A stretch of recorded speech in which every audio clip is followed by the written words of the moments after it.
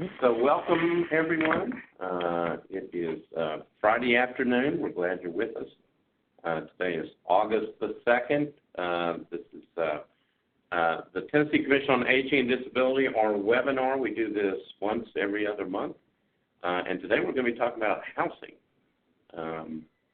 Usually we go over some quarterly data, which we'll do, and then we're going to talk about housing and a lot of the very interesting initiatives that are going on. There's a number of different agencies and departments that are very concerned about housing across the state of Tennessee. We're going to focus on housing regarding aging issues and individuals with disabilities, but I know that there are a number of agencies that are very concerned overall about housing for all kinds of various folks, and there's a number of local agencies that are also involved. Ours is going to be more of a general overview and more of a statewide view as well. So anyway, we'll also talk about legislative updates, and at the end, if we have some time, we'll take questions. Remember, you should have a chat box. You can type your questions in and send them on. And then we always, at the end, we put our information up on our website. So we can always, you can always find us that way. We have our information at the end. So let's go on to the quarterly data updates. So we have our numbers for the third quarter. This is January to March of 2019. We actually have our numbers for the complete year, the full fiscal year, all the way through June of 2019. But we're still working through those. Usually when we get them, we look at them, we have questions, some of the information is missing, we have to go back. So we don't have them complete as of right now. But at the next webinar, and also we have a commission meeting coming up, our Tennessee Commission on Aging and Disability will be meeting this month, August, in about a week and a half. So we'll go over the numbers at that point. We should have those numbers finalized by that date. But let's look quickly at third quarter numbers, January to March 2019. And as we normally do, we compare our numbers fiscal year 19 to what happened in fiscal year 18. Home-delivered meals, the number of persons that were served, that's an increase of 9% over fiscal year 18. And the number of meals, 321,000, that's a 10% increase over fiscal year 18. We had a little bit of extra money to play with, and you keep pushing, and we keep adding that to those totals. So that's important. Obviously, it indicates there's always a need out there, and we always want to be more efficient in our processes. And so we increase the number of people that we are able to serve and the number of meals. Congregate meals, you see the numbers, 8,471 in terms of the number of people, and about 207,000 meals, 5% increase over fiscal year 18. Options, we served through the end of the third quarter, 2,411 individuals. Options is our program for homemaker services, personal care services. Those are for services in the home. Those are for folks that are not on Medicaid and are in need of some extra help. We always say this is the best program in town for this type of thing. For a total cost of about $3,500 a year, not a month, a year, we are able to help a number of these people be able to stay independent and stay in their homes. Family caregiver, number of people helped, a 20% increase over fiscal year 18. Almost 1,000 individuals got some type of help in terms of things like respite services for family caregiver. And guardianship, that's our public guardianship program. That's when basically there is no one else. When an individual gets to a situation where the courts get involved and they have to pick someone because the person's in need of help in terms of financial and healthcare decision making, and there's no one else basically around to help, no family members, no bank, no friends, nothing. That's the state public guardianship program created by the state many, many years ago, 1986, to step in when that situation basically arose. 419 individuals during fiscal year 19, that's a 5% increase over the same period of time in fiscal year 18. So now let's talk about housing. A lot of stuff, like I said before, going on in the housing world. Again, we know there are a lot of agencies doing some great work in the communities and with other populations. Again, if you have a specific need or concern, email us, and we'll certainly try to connect you with the right person or program. State Plan on Aging, that's what we do every 4 to 5 years. We have to do that for the federal government, and we go out with a survey to try to figure out basically what's the most common unmet need that are out there in the older adult population. And there it is, number 4, housing. It shows up, 22.2% said it's a real need. It's a problem. And if you take a look nationally, you see this as well, that people have trouble in terms of just dealing with affordable housing or attainable housing, trying to be able to make sure that they can stay where they want to stay, dealing with the cost and everything else that goes with it. Demographics, we've shown you that slide before. That comes from our county statistical map. You can find it in the State of the Aging report that's on our website that shows what's happening between 2019, the number of adults 65 plus, and what it looks like, what it should look like in the year 2030. That's about a 20% of all residents will be 65 plus. That number is going up significantly, and with that will be the same issues regarding housing. So, a Health and Housing Task Force met. There were lots of people involved in it, lots of different departments. Tennessee Housing Development Agency, a major player in all this, obviously. Their expertise has been amazing in terms of trying to put all this stuff together. You see that report right there, the need for affordable, accessible, service-enriched housing for older adults in Tennessee. That was put out by THCA with help from a number of other entities, including the Tennessee Commission on Aging and Disability. I believe you can get that also on our website, and you can go to THCA and look for it there as well. Certainly worth taking a look at. What the issues are, and this task force continues to me, is dealing with housing from the standpoint of affordability, whether it's accessible, whether it's available, and then the services that go with it in terms of wraparound services. Because you can certainly build a lot of affordable housing, but if you can't, if it's not accessible, if it's not available to people, and if they can't get access to the services, including basic services that they need in the house, then it's not going to work. So you have to look at all those 4 things in terms of making this type of issue, at least trying to deal with this type of issue in the state of Tennessee. Housing resources, we have information on aging in place. You can certainly go to our website and take a look at that. And then if you have questions about resources or any of this stuff, you can certainly call the Aging and Disability I&A line, Information Assistance Line. That's our number, 866-836-6678. It's you can get access to, obviously, the webinar. If you don't have this number, you can take a look at it. That's the place within our department to call if you need any type of information on basically housing or aging in place services, particularly things like the options program, which we talked about before. Those programs are designed to try to allow people to live independently as long as possible in their homes. That's what people have indicated that they want, and that's what we try to do. There you see the options for community living. Again, if you ever have any questions about this stuff, it was interesting. About 10 minutes before I got on this webinar, I got a call from an individual talking about an aging parent. And so it happens to all of us, and we want you to know that there is a place to call if you have questions about it. All right, so a couple of things regarding housing resources, senior trust and elder trust.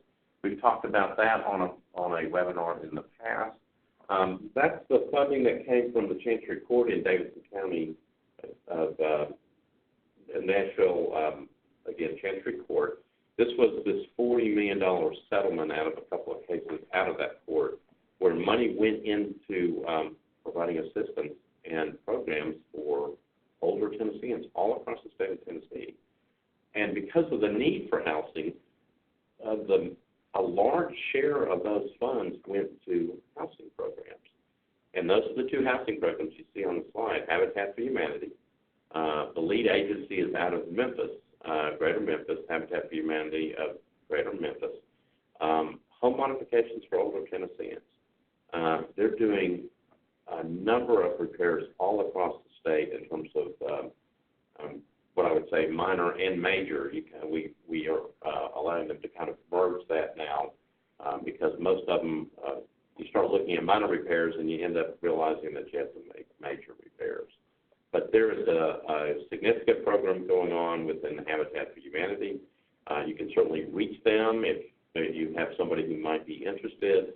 These are home repairs, home modifications to allow older Tennesseans to function better in their homes and be able to stay in their homes. The other program is a smaller program, Westminster Home Connection. That program is out of Nashville. It actually started as a result of the floods back in 2010 when so many people got homes flooded in Nashville. Westminster started up to try to help provide critical home repairs, and they do that now. They have continued to do work. They have a program going on under the Senior Trust Elder Trust grant in 14 counties across the state, east, middle, and west. There's their phone number and their website. So you can certainly try to get in touch with them, too, if you're interested in what they're up to. Together, these folks are going to do a significant number of home repairs across the state. I think Habitat is somewhere around 1,300, which is amazing. And Westminster is going to do, I believe, about 315, 300, maybe a little bit more than that. These entities are already underway in terms of doing this work. They've been at it for about a year. They've got another 2 years left under their grant. So if you're interested or know of people that might need this help, give them a call. Department of Health, obviously very engaged in the housing discussion. They have a booklet you can get access to. There's the link, information on ensuring healthy home environment. It's a website. So you can certainly go take a look at that and get information. If you look at the pictures right there, when I was looking at this before, it's making your house healthy. So it's everything from trying to deal with pure drinking water or safe drinking water to bugs and everything else like that. Good guide, you ought to get access to it, go to it and pull it down, take a look at it. THCA, they have done amazing work in this whole area. They are probably the key agency within the state of Tennessee in terms of dealing with housing. And they do housing for all kinds of different age groups and income levels and things like that.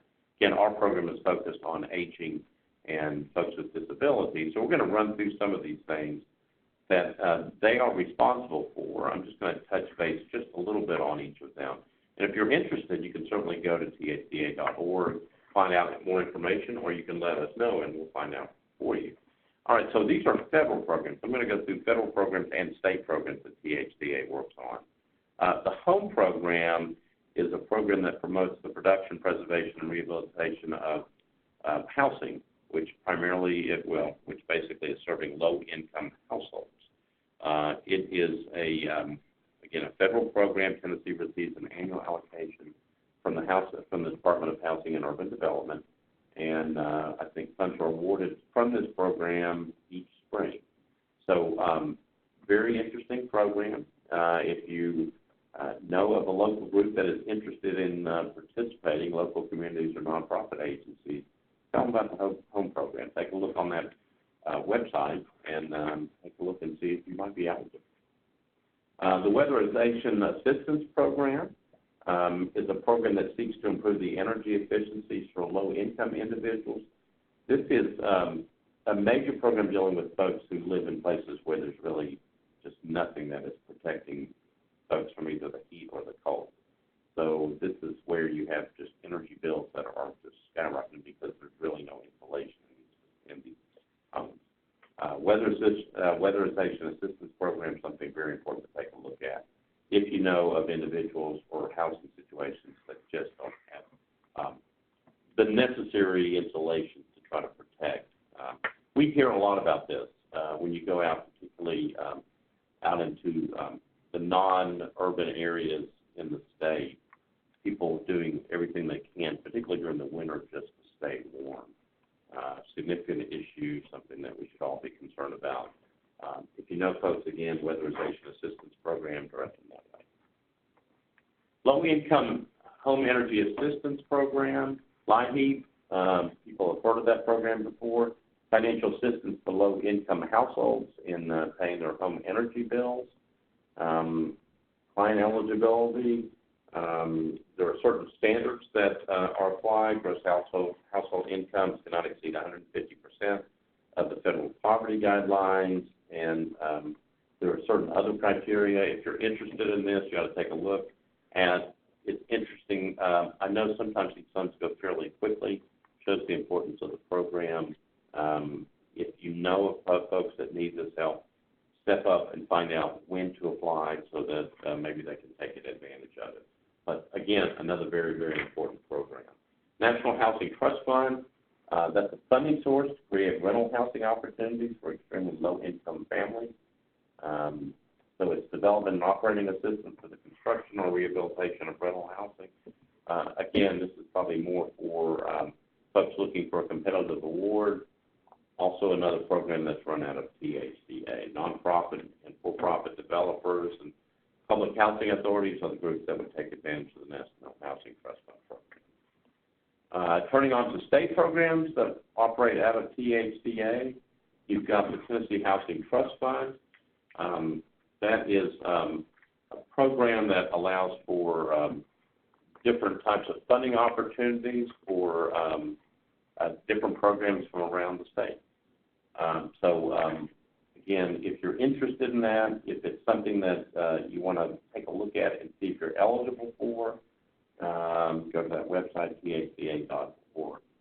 Emergency repair programs, that's another state-funded program, minor home repair program for the elderly and disabled homeowners.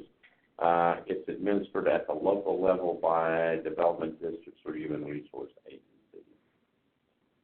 Eligible activities under the ERP program, again, there is funding available to cover immediate repairs to essential systems of the home, everything from roofs to septic systems to plumbing systems.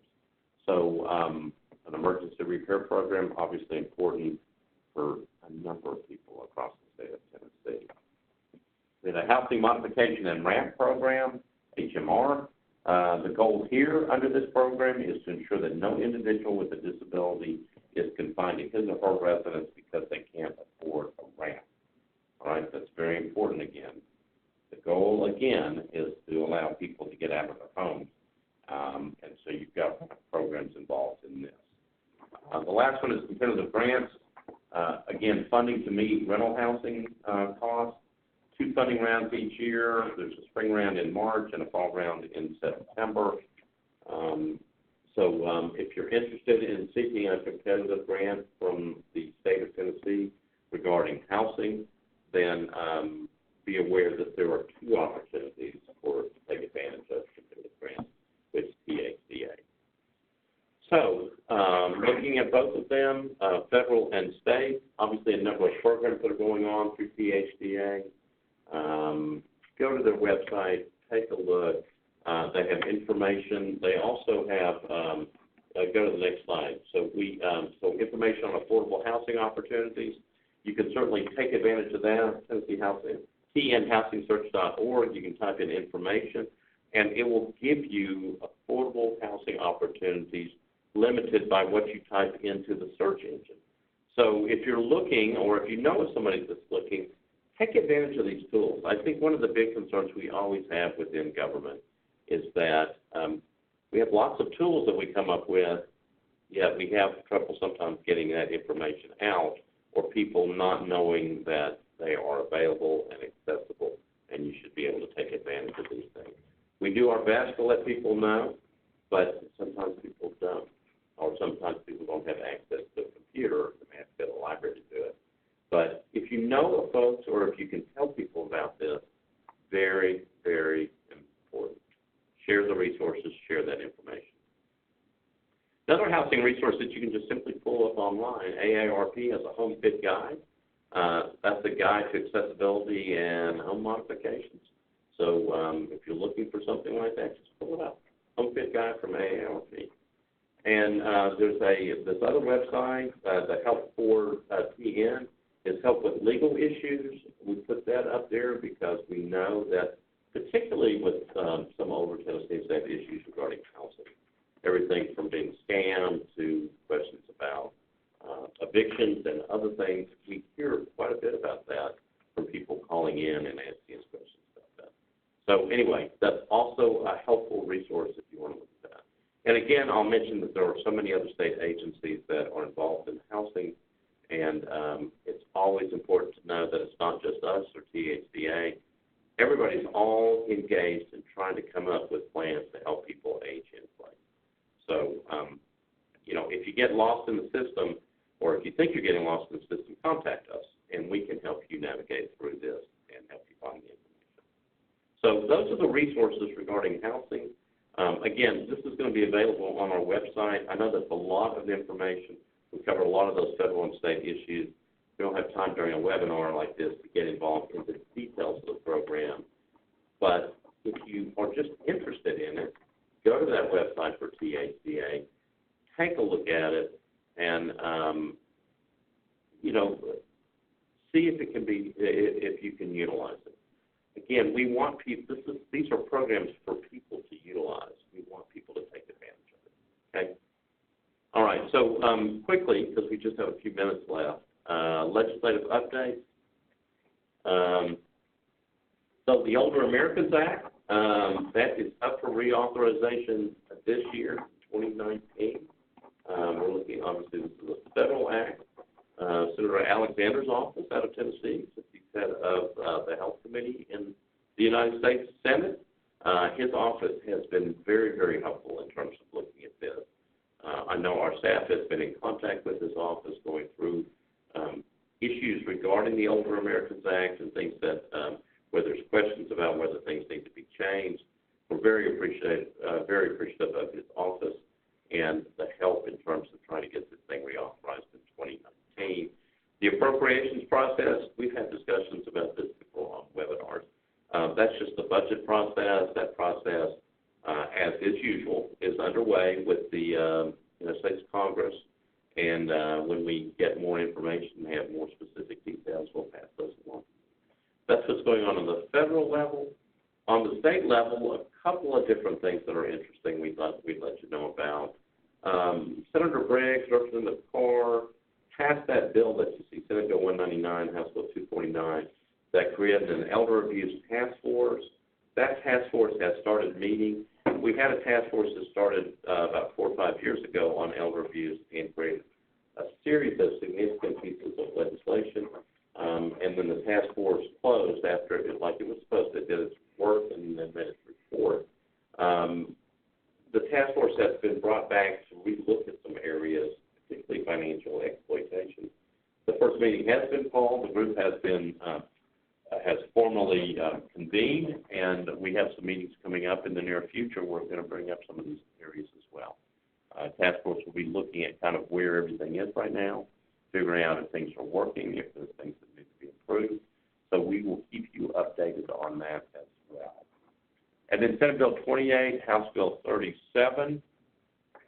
That's by Senator Crow and Representative Whitson. That's the State Alzheimer's Disease and Related Dementia Advisory Council. That is, in many ways, that's also very significant. So typically the state of Tennessee will pass a state Alzheimer's plan. This advisory council is going to dig a little deeper into some of these things. I think everybody knows the the concerns and I guess the issues that go with Alzheimer's and just the overall impact it has on the state and on individuals and on families. This is going to get into this a little bit more. There is working on finalizing the advisory council. I think we've almost got it. We're the lead administrative agency to this. We're going to bring these people together, and these are going to be some of the foremost experts in the state of Tennessee, the people that deal with this on a regular basis, trying to look at how we can deal with this better. It's obviously a horrible disease. It impacts so many people, and it's very sad in many ways to think of just people who have this problem or have this disease. And, you know, although I know that a number of groups on the national level are trying to come up with ways to deal with it, and obviously people are trying desperately to come up with cures for this or ways to prevent it. But until that time, we have to do our best to try to figure out better ways to just deal with the impact of the disease in the state. So that's what that Task Force Advisory Council is going to do. And so now we have a little bit of time for questions. That's actually one of my favorite slides. It looks like alien hands because particularly the fourth hand from the right has 3 fingers. So I'm not sure what happened there, but anyway. So I do have a question. Seems like there is much focus on homeowners and what they could do to age in place. What about renters? So based upon the numbers that we have, about 19% of older Tennesseans rent. So this has to definitely be part of a larger conversation. Older adult renters can call certainly our I&A line, which will be listed here in just a minute, and was listed in the webinar presentation. To help find resources and programs that work with renters. And if there's a problem, if there's a legal issue with renting, like a scams or unmet needs or questions about the rental agreement, those types of things, then you can certainly call Help 4TN. And that number is, I've got through it with you, it's 844 Help 4TN, the number 4. And that number is 844-435-7486.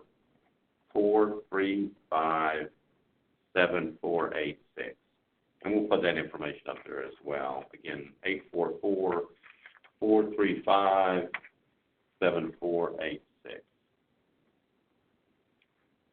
So who is the person, this is the next question, who is the person mentioned about Older Americans Act?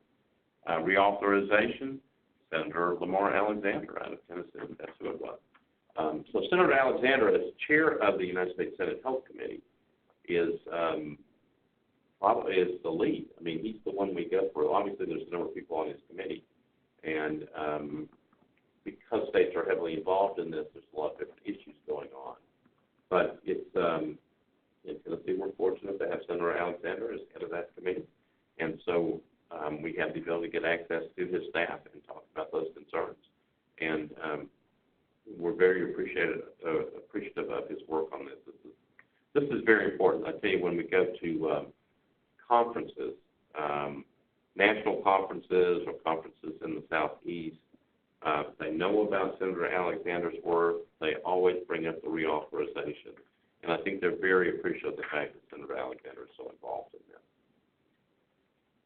And I think we have time for one more question. We're right at 2:14. Have members of the Alzheimer's Advisory Council been fully seated and chosen yet?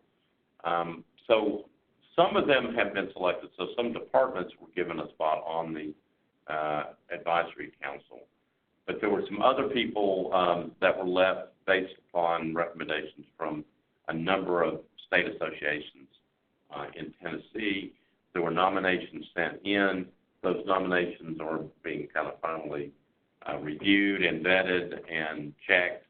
We're trying to put together a kind of a very good selection of people from all across the state of Tennessee onto these things. And so it hasn't been completely set yet, but understanding that it's fairly close to being fully established. And